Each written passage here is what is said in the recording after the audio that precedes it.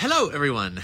Welcome to the Tablas Creek semi-weekly Instagram live broadcast. I am grateful to be outside again here at Tablas Creek. It is absolutely beautiful today. This is the nicest week of the year so far. My guest this week is Dr. Owen Bargreen, who has burst onto the scene in the last few years as one of the most prolific reviewers of mostly American wine, California, Washington, Oregon. He's based in Seattle. And he manages to do all of this while also having a clinical psychology practice, like a full other job. I have no idea how he does it, but I'm really interested to talk to him and find out. But as we always do, while we're waiting for people to join, I want to share a few pictures of what it looks like here and what's been going on. So it is peak spring, peak green here in Paso Robles. You can see this is the cover crop. It's about chest height right now. Flowers are bursting out everywhere. It's absolutely stunning. You can see the oak trees are starting to leaf out. You can see just the little fuzz of oaks, of leaves on the outside of that oak.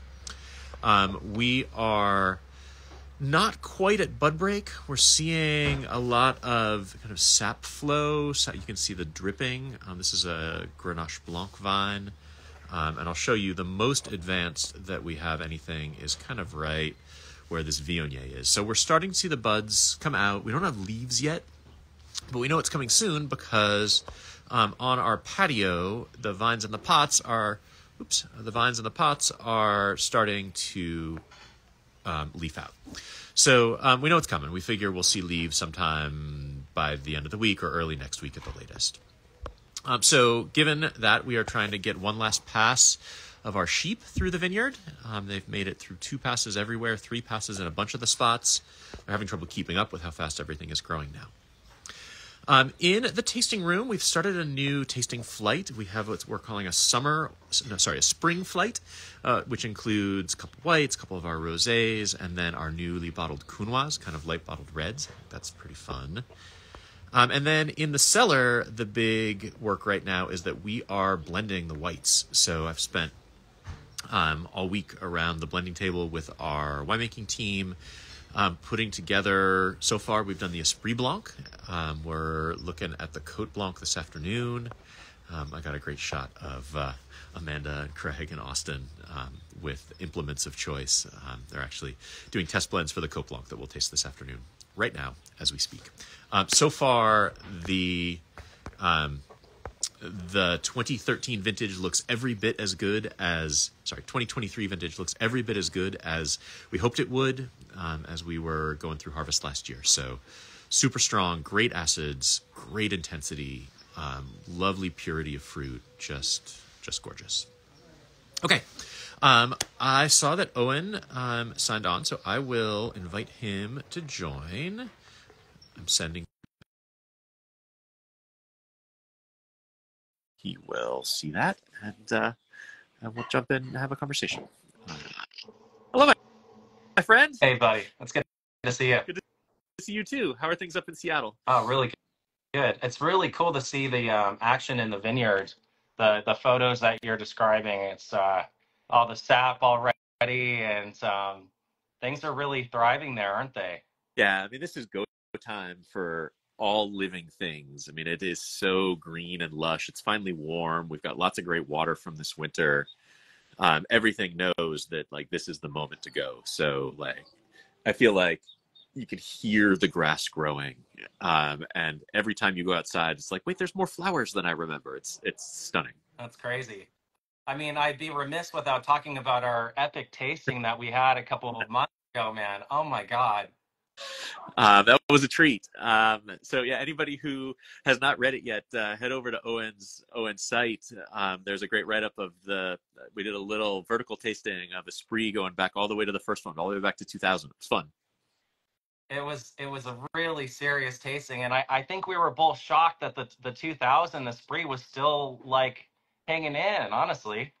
From 6 and 7 year old grapevines, like pretty good testament, I think, to this place.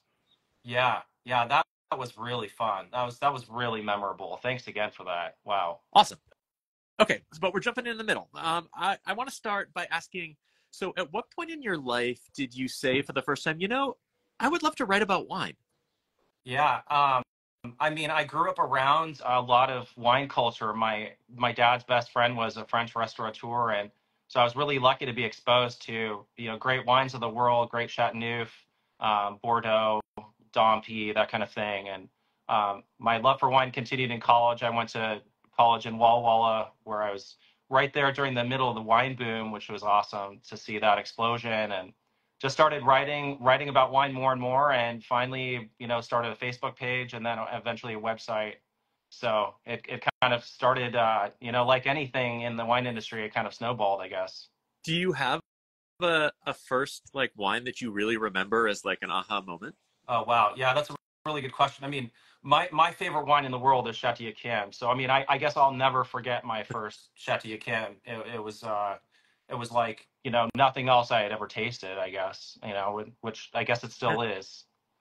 Yeah, Um, yeah. so, but there's a difference between like loving wine and being interested in wine and deciding you wanted to write about it. What was the motivation for like sharing what you thought of the wines that you were tasting? Yeah, I mean, I love writing. I'm a PhD psychologist, so a lot of my job is writing, and so I mean, I wanted to study wine, so I did a level one som, then a level two. Haven't done the level three, which is kind of very, very difficult with doing cocktails and stuff like that. So, but I think that really helped a lot, is like having the wine education and having like a baseline level for blind tasting, especially. So yeah, I just again, this wine industry, things tend to snowball, so you just become more and more interested and more involved, and now it's definitely a full-time job. I came back to 70 boxes of wine after being gone for about a week and a half from all over the world.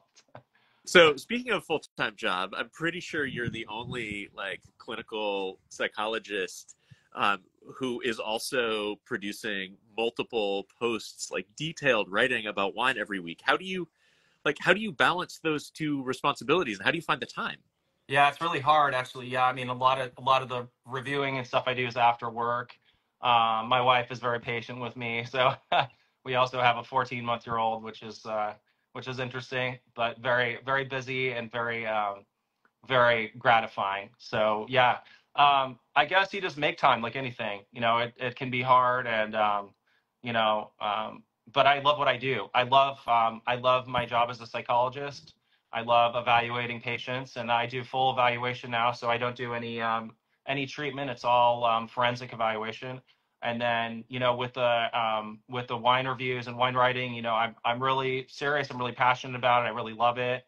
I take it very seriously, and I very much cherish the relationships I have in this industry. People like you and other great producers, where I'm able to try these world class wines and write about them. I feel like it's a real blessing to be able to do that. Awesome. So I just saw that you just published a review of Paso Robles of the vintages 2020, 2021, and 2022. Congratulations. Um, how like do you have any like quick take home messages for people who are maybe thinking about Paso and thinking about those years? Yeah, for sure. Yeah, I mean, I'm only one palate, right? So for my palate, I mean, I think that 2020 was, I think there were some really good wines made. I mean, like you commented on, like the smoke impact was not as strong, obviously, in Paso as other parts of California.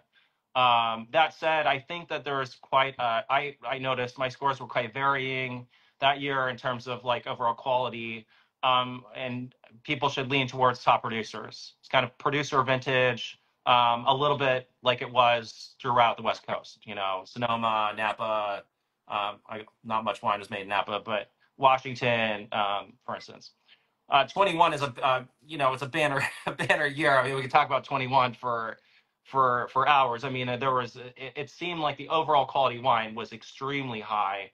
For my palate, mirroring maybe 2018, where almost all the wines I taste are very high quality, and so you don't see that kind of big gap in terms of scores or overall quality. Um, a really interesting vintage is going to be 22, and I've found that might mirror 2020 a little bit in terms of how people dealt with the heat dome. But I think that overall there's a lot to look forward to for 22. The wines are going to be a little bit more riper, fleshy, a little bit more body, maybe a little less tension. But I look at a wine like your 2020 Esprit Blanc, right? Like this wine it's got a lot of nerve still. It may be a little bit more round and generous than the 21, like if we tasted them together, I guess. But it still has a lot of tension, and that was one of the standout whites from my the best white wine I tasted from my entire report. So wait, man, what a wine! Thanks. Yeah, I mean, I feel like I've been talking a lot about those three vintages in the last few weeks because I've been out in the market doing presentations. We kicked off with a new distributor in New York last week, so I was there. And I feel like what you said about 2021 is right. Like, if you didn't make great wine in Paso Robles in 2021, like, what were you doing? Yeah. Like everything broke right. And so if you think of like what the range of outcomes are from like amazing to sort of disaster, Yeah. like your range of outcomes in 2021 was between really good and amazing. In a year like 2020 or 2022, you have most of that range available because if you didn't navigate the heat spikes properly, you could end up with things that were out of balance, chemistry that was weird, things that turned to raisins, Right. and sometimes create fermentation problems. So I think the potential was still there to make truly amazing stuff in both 20 and 22, but it wasn't a slam dunk. Yeah, I mean, I think these are real producer vintages, and 22 is going to be one where, like several winemakers told me, picking decisions were really difficult. Sometimes there were issues with the grapes reaching phenolic ripeness because of this heat dome that kind of Right? spiked sugars, and people are kind of like, what the hell am I going to do? Do I pick? I don't want to get them raisinated, but yeah, I mean, I think 22 is another one where you definitely look to producers, top producers, and kind of trust their winemaking process and philosophies, what they do in the vineyard, and yeah, there's gonna be outstanding wines like in 22. It's just you might have to look a little bit further, and maybe at the entry level they're not quite as good, right? I mean, it was a vintage also where I think there was a lot more pressure on just your human capacity because with that heat spike in the beginning of September, where I mean, we brought in a third of our vintage in 5 days in the beginning of September 2022, and it's normally an 8-week harvest for us. So, Wow. like that pace was incredible. And so, if you didn't have the manpower to keep up, or you couldn't get crew to come and pick, and it was hard because everybody was scrambling. It was one of the cases where I feel like the regenerative organic work that we do, where requires, for example, that you pay all of your farm workers a living wage, like that gave us a real leg up in getting crew at a really critical Right. time. But the human part of it, because the windows were narrower, like instead of having a 5-day window where if you picked anywhere in that window you were in good shape, the windows were like 48 hours. So you needed to be on it. Yeah.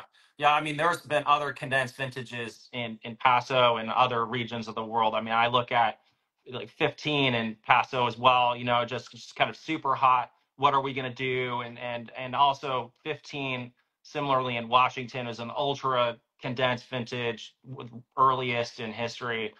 A lot of the people were kind of, especially with later ripening varietals, were kind of worried about, Cab and Merlot. What should we do? And they picked at different times with varying success. But yeah, it'll be really interesting to see like how the later ripening varietals did in 22. Like stuff like Cab, Merlot, PV. Right. Yeah. I mean, it will have different questions in 23 because in 23, the late ripening stuff, like we didn't finish picking until I think the 9th or the 10th of November. It was a full 2 weeks later than it was on average, and like almost a month later than it was in 2022. So, like, talk about like vintage whiplash. Yeah. Yeah, it's crazy. But what I wrote in my report is that it's somewhat of the opposite of what we're talking about. Is like it's great to talk about vintages, but if you speak to a lot of different Paso winemakers, you'll find that there is there really a tough, like a really bad vintage in Paso. Like if you look in the last 20 years, right? Like you would say maybe 2011, whatever. Now we taste the 2011s. Are they really that bad? Like they might have little flavor. Great. Yeah, I mean, like you guys did an amazing job in 11. Like, I mean, some of the wines have like some flavor density issues, or they might be a little bit more leaner or herbal, but I mean, they're still really well made wines. We're not talking like 2011 in Bordeaux or 2011 in Washington, where it's just really, really difficult. I, Yeah, I remember I hadn't been out here very long, so this must have been like '03 or '04 or '05. Walking out in the vineyard with my dad and with Jean-Pierre Perrin, who was in town for blending. And we were sort of looking at weather reports. It was a beautiful spring day like this. And he turned to my dad and said, like, there's no reason why we shouldn't make a perfect wine here every year. yeah, And of course, I'm hearing this and thinking, no pressure, no pressure, no pressure. But yeah. like if you talk to the French and they look at Paso Robles, and they're like, the things that break wrong for us just don't happen very often to Paso. So if you navigate the heat that happens during harvests, like that's your biggest challenge most years. Yeah, I mean, most winemakers in 23 anyway are going to let the fruit hang. If it's you're running the risk of frost, but I mean, it's Paso. You're probably not going to have frost then. It'd be unlikely, right? And You might so, get rain would be the one thing. You might get rain in the end of yeah, October.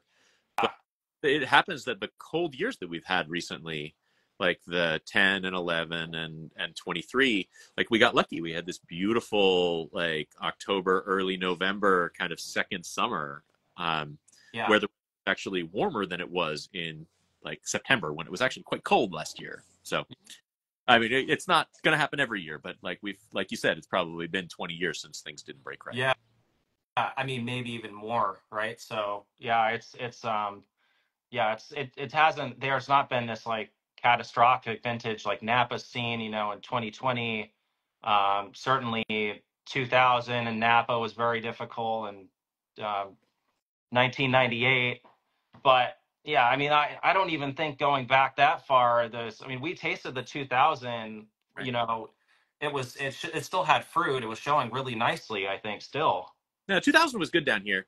'01 was the harder year because we had a bad frost in the spring that kind of scrambled stuff up. But no, I mean, what you said, big picture, I think is absolutely right. Yeah. Okay, I have a question. You did some writing. You've done some writing for Decanter. You've done some writing for Venice. How do you feel about writing like for yourself as an independent versus writing for a publication? I know there's pluses and minuses of each. Yeah, for sure. Yeah, I mean, I really enjoy. I've enjoyed my time writing for other publications, but I really enjoy writing for myself. Kind of gives me carte blanche on what I want to do. I'm able to do some cool like lifestyle pieces as well, and then be able to cover a lot of different regions. So right now I focus on Washington, Oregon, California. Also write quite a bit on Champagne, other parts of France as well, and it's really good for my palate to have that, to be able to try wines from these regions and that range, because you've got a better feel for what's a benchmark wine, and it's easier to score wines and assess wines when you're tasting wines from other regions of the world, obviously. But if I was just doing Paso or Sonoma or Washington or something like that, I think it would be kind of difficult for me to get a feel for the top wines of the world, and also keep abreast of what's going on with the wine industry. Like, it's important for me to come down and meet with you and talk to you, because you're an expert in this region, and I need to learn about what's going on in the vineyard, what's the weather been like, that kind of thing. Yeah, I mean that reminds me. This was a while ago. This is probably more than a decade ago. But I was shocked at one point. We had a visit from a writer from one of the big wine magazines, and I was talking about Tablas with respect to Beaucastel, and he said, "I've never had Beaucastel." Oh my, like, my God, that's such a mistake. And I was like, wow. "Oh, okay." Like, let me reframe this whole conversation. But I agree. I think having at least the whole world open to you is like, it offers you opportunities that I think must be super valuable. Yeah, and we could talk about Bocastle for another hour, but that would be a whole other segment. Um, okay, Fine. I have a kind of a businessy question for you. I saw that the Paso report that you are charging for, which is, I mean, I know all the work that goes into it. It's a totally reasonable thing. Is this the first time that you've done that, or have you had? Uh, I mean, for a report like this, yeah, it is. But I've, obviously been paid for other reports I've done. But this is something that I wanted to do for my website. I'm currently working on redesigning my website, so this is something I could do with my current platform. But yeah, um, yeah, I wanted to make it really reasonable for the producers, and I appreciate them contributing wines to my report, and so I think I came up with something that's pretty fair and reasonable. Absolutely.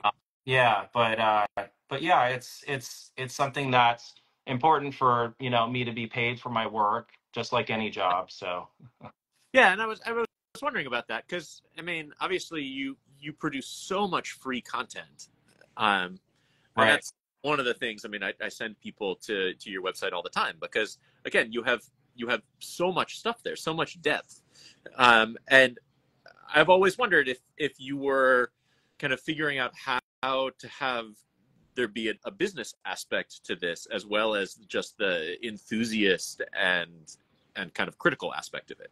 Yeah, that's a great question. I mean, so I've been working on website redesign for quite some time now. So eventually I'll have a subscription site that I think will be really state of the art. It's been a process with web design, as you know, it costs a lot of money and time, unfortunately. But I've been working on that for a while and hoping to have that done pretty soon. So yeah. Well, imminent congratulations. That must if it's coming good. Long overdue. Um, Yeah. so you've written. I can't remember where I wrote this, but you wrote at one point that you make sort of a conscious choice not to post negative reviews. Yeah. And if you don't like something, you just don't write about it. Can you talk a little bit about that Yeah. decision? That's a really good question. Yeah. So I mean, I feel like there's so many great wines of the world, and it's there's too many to cover. And so I do my best to cover the wines that I'm really passionate about and interested about. And I'm not interested about writing bashing wineries or writing about wines that I'm not interested about that I hope the consumer will be interested in. So yeah, I mean, I taste wines all the time that I don't write about. And I've actually had some people like kind of criticize me saying I just write about, I'm just only giving positive reviews. I mean, they don't understand that I'm tasting, hundreds of these other wines that I just don't, decide not to write about. So, I mean, I'm sent, somewhere around 50 to 100 wines a week, and they can come from anywhere, honestly. And so there's some of them I write about, some of them I don't. But I'm also a psychologist, right? So I have a background in, understanding the human condition, and I really don't see the point in bashing a wine or a winery because there's so many great wines to be written about. Like I said, too many, and it's like never ending, really. I do write negatively about a wine or like a winery if there's deception used. So, like for instance, I tried the Target wines a couple years ago, and they were, writing on the back of this bottle of Chardonnay like you were drinking Kongsgaard, which is absolutely ridiculous. The wine was awful. So as an example, that's an example of where I wrote basically, don't taste this wine. It's very deceptive what they're trying to sell and stuff like that. That's amazing. I can't believe that they thought they could just have that fly. Yeah, I mean, you should really check out some of these labels. So, like on the back, the way they're describing the wine is just, and it's a god awful wine. So, I mean, yeah, it's very interesting. Similarly, I do a Costco report every year, and I'm very critical of some of the wines that are, because some of them are written on the back saying there's some kind of, fantastic elixir like Beaucastel or Chateau Latour, which is complete BS. I mean, you know, so yeah, I try to do my part on that side as well for because I write for the consumer. You know, I don't write like, you know, purely for my palate. I write to try to find interesting things that I think the consumer will be interested about. Yeah. No, and that's great. That's basically customer service. I mean, you're you're helping direct people towards, and when necessary, away from things that they might not otherwise have a chance to know about without plunking down their own money. Yeah, yeah, it's check out those Target wines sometime. Use of those target wines rather than checking. Or maybe don't. Um, so do you have like an under the radar favorite wine discovery you've made recently that you'd like to share? Oh wow. Yeah, I mean, let's see. Well, I mean, with Oregon, there's been you know, unbridled amount of new producers that are up and coming. Um, and Oregon also has had some really nice vintages. 22 is looking to be very good in Oregon, and 21 was a knockout. Reds and whites were fantastic. So just, I mean, I've tried several really nice producers. Benza's one, a new one in Oregon that I really enjoyed. Um, there's always some new stuff popping up. In Washington, you know, I mean, actually, I would say if you really want a wine that that is otherworldly and something really special, I would actually look to the 21 Quilceda Creek. That was my number one on my top 100. Have to bring that up. This wine, this one I think is possibly the best Quilceda Creek ever made. I've had pretty much every vintage. It's so seamless and elegant and and ridiculously good. So I would definitely point that one out as one for someone, especially if you've never had Quilceda Creek before. Cool. Awesome. Thanks. Um, so are there things in the world of wine writing that you'd love to try but haven't had the chance to do yet? And I'm not just talking about like, well, I'd love to write about the wines of Hungary or like something like that, but in like a way of writing about wine, or I don't know, are there things that you would love to try at some point? Yeah, I mean, and I've written articles on like wine and food pairings and stuff like that. That's really those are really fun things to do. A little more like whimsical pieces.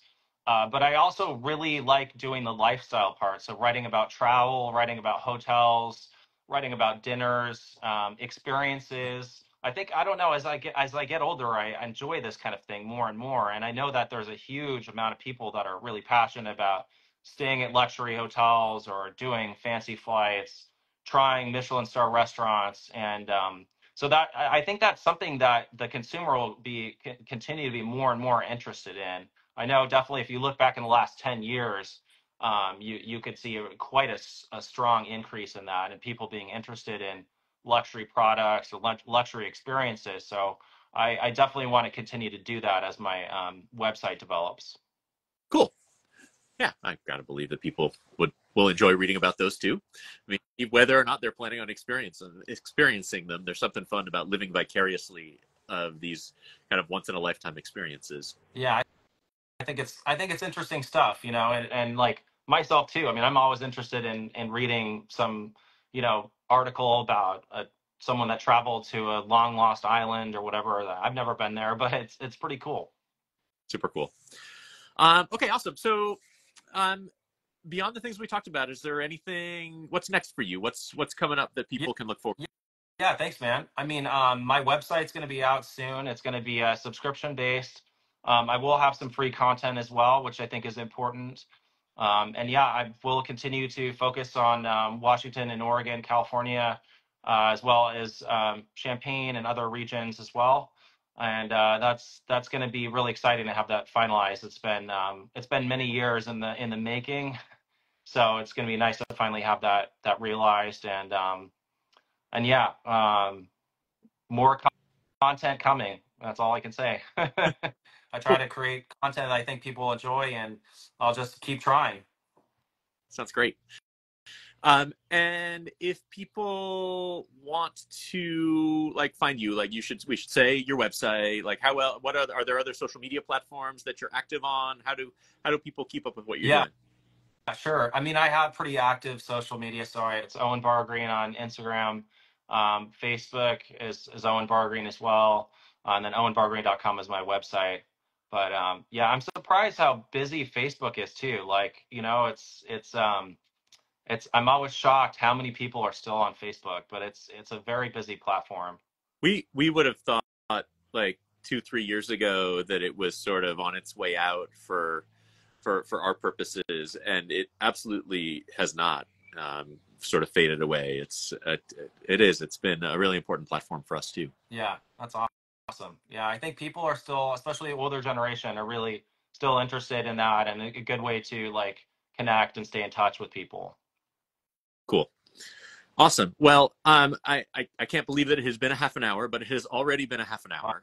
And I do try to keep these to half an hour because I want to be respectful of your time, and of the time of our joint watchers. So, thank you so much, Owen, for taking a little bit of time to share your story and what you're working on. I'm assuming you'll be up at Hospice du Rhone. Absolutely. Yeah. Cool. Yeah. Well, It's gonna be a great event.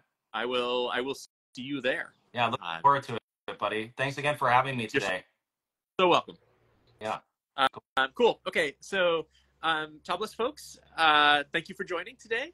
I'll be back in 2 weeks. I have Andrew Jefford, great UK wine writer, joining me, and can't wait to dive into that. So I'll see you soon. By the time I talk to you next, we will have leaves on our grapevines, and we will have our 2023 whites all done. So it's exciting times. Thanks, everybody.